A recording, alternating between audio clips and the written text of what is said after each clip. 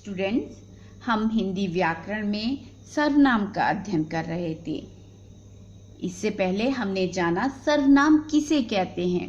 संज्ञा के स्थान पर प्रयुक्त होने वाले शब्दों को सर्वनाम कहते हैं, या संज्ञा शब्दों के स्थान पर प्रयोग किए जाने वाले शब्दों को सर्वनाम कहते हैं।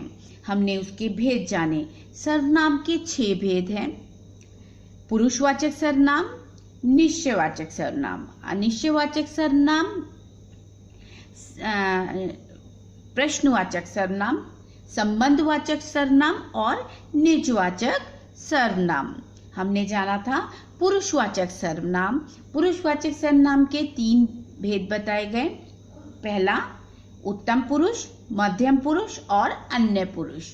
उत्तम पुरुष जो वक्ता के लिए है, जो बोलने वाले के लिए, ठीक, जो बोल रहा है उसके लिए। मध्यम पुरुष जो सुन रहा है, जो पढ़ रहा है, मध्यम पुरुष।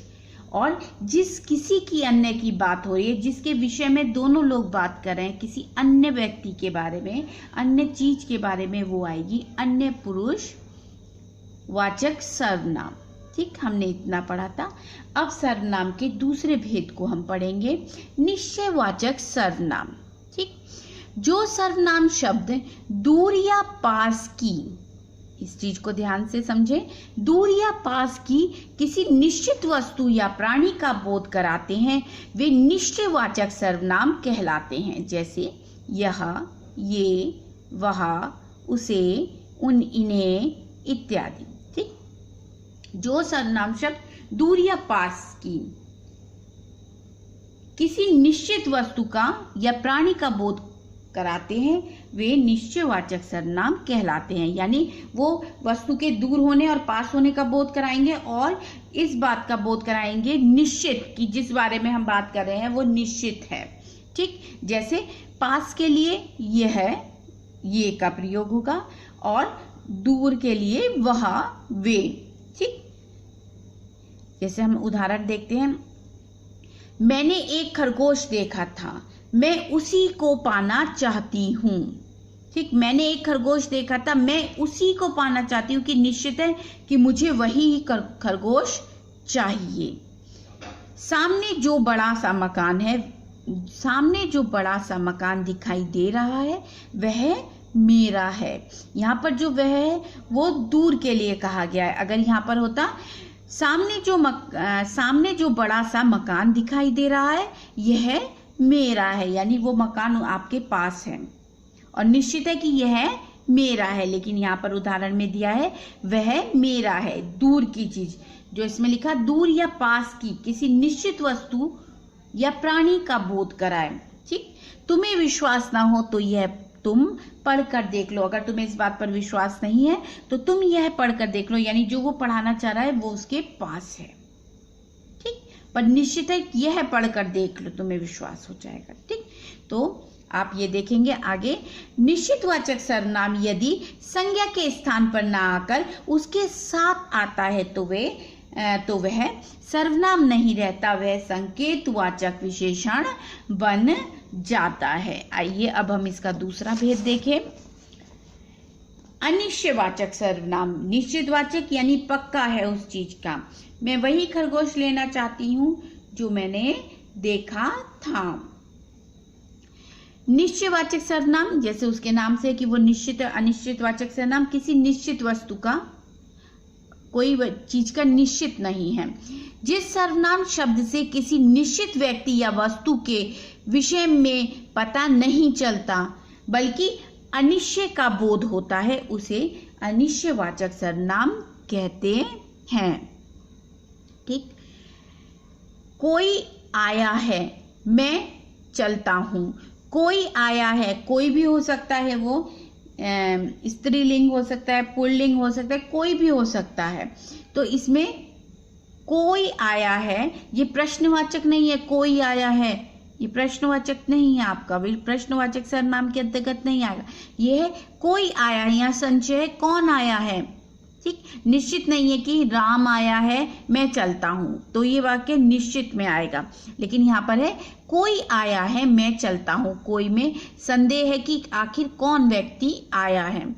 कुछ तो उसके पास है, यहाँ पर ये कुछ अनिश्चयवाचक सर्वनाम, कुछ तो उसके पास है यानी कुछ वस्तु में कुछ भी हो सकता है, पेंसिल हो सकती है, पिन हो सकता है, कैंची हो सकती है और डंडा हो सकता है, कुछ तो उसके पास है। ठीक, अनिश्चित है ये। किसी को मेरी बात समझ तो आई, किसी को मेरी बात समझ तो आई, यहाँ पर ये किसी जो है कि कोई एक व्यक्ति है जो उसे समझा, नाम नहीं है, इसे ये अनिश्चयवाचक सर्वनाम है।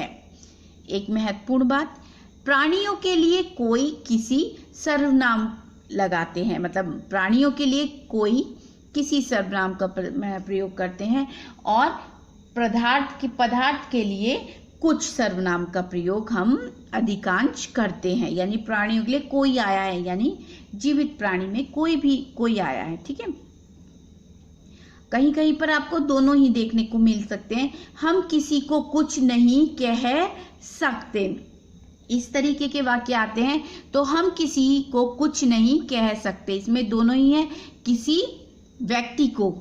ठीक, हम किसी व्यक्ति को कुछ नहीं कह सकते, यानी कुछ क्या है, यहाँ बातों के लिए आया है कि कोई बात नहीं बता सकते। ठीक, कुछ नहीं कह सकते। तो यहाँ पर जब भी इस तरीके के वाक्य आएंगे आपको दोनों को ही अंडरलाइन यानी रेखांकित करना होगा। ठीक, सब अब आता है प्रश्नवाचक सर्वनाम, जो सबसे अच्छा, सबसे आसान और बच्चों का सबसे प्रिय सर्वनाम। आपको सर्वनाम याद होना, याद हो। प्रश्नवाचक सर्वनाम पहचानने में सभी एक्सपर्ट होते हैं। जिन सर्वनाम शब्दों का प्रयोग प्रश्न पूछने के लिए किया जाता है उन्हें प्रश्नवाचक सर्वनाम कहते हैं। इसको मुझे लगता है कि समझाने की जरूरत नहीं है कि सीधा सा है कि उन वाक्यों में प्रश्नवाचक सर्वनाम होंगे कि प्रश्न पूछा गया, क्या, क्यों, कैसे, इस तरीके के शब्द, किसने, ठीक, किन किन, कौन, इस तरीके से प्रश्न पूछा जाएगा। और इसकी सबसे सही पहचान है, सबसे सरल पहचान है कि क्वेश्चन मार्क लगा होगा, आपका प्रश्नवाचक चिन्ह लगा होगा। आपको किसने अंदर आने दिया, सीधा सा है प्रश्नवाचक सर्वनाम किन। किन किन का नाम सूची में है, क्वेश्चन मार्क जरूर होगा। किन किन का, किन्हें मथुरा जाना है, मित्र तुम्हें क्या चाहिए।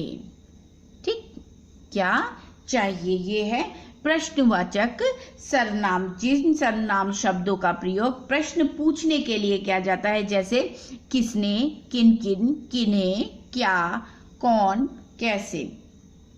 ठीक, अब हम समझते हैं पांचवा भेद, संबंधवाचक सर्वनाम। ठीक, संबंध मतलब जोड़ना, दो चीजों का जुड़ना, संबंध स्थापित करना मतलब दो चीजों का जुड़ना। इसमें दो वाक्यों को जोड़ा जाता है, जो कुछ शब्दों से जोड़ा जाता है। जो सर्वनाम दो शब्दों के बीच में संबंध को प्रकट करते हैं वे संबंधवाचक सर्वनाम कहलाते हैं। यानी दो शब्दों के बीच में ये क्या करते हैं, संबंध करते हैं दो वाक्यों के बीच में, जैसे जो सो, जो सो, वह, जो, जिसे, वही, जिसको, उसको, जैसी, वैसी, जिसकी, उसकी। अब आगे देखते हैं। देखिए इसके उदाहरण देखेंगे। जो करेगा सो भरेगा। ठीक, ये दो शब्दों में दिखाया है। ठीक है, जो करेगा सो भरेगा, यानी संबंधवाचक में दो शब्द आएंगे लेकिन मिलते जुलते आएंगे। जैसा करोगे वैसा भरोगे, जैसा करोगे वैसा भरोगे। आगे देखें, तेते पांव पसारिए जेती लांबी सौर।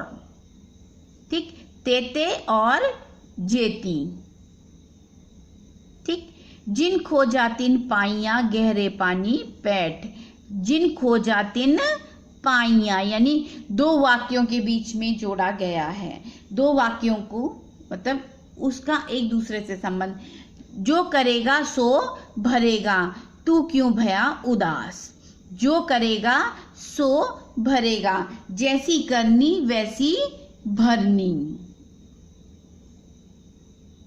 है ना। तो ये क्या है, संबंधवाचक। इन्हें भी पहचानना बहुत सरल है। जो जैसा करेगा वो वैसा भरेगा।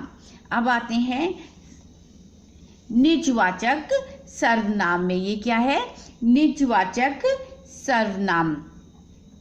निजवाचक सर्वनाम जिन सर्वनाम शब्दों का प्रयोग स्वयं पर या कर्ता पर बल देने के लिए किया जाए उन्हें निजवाचक सर्वनाम कहते हैं। जैसे स्वयं के लिए किया जाए, अपने लिए मैं प्रयोग करूं, मैं अपना काम स्वयं करूंगी, अपने लिए प्रयोग। या फिर कर्ता के ऊपर किया जाए, कर्ता पर जोर देना, जो कार्य करने वाला है। जैसे आप अपना काम स्वयं करें,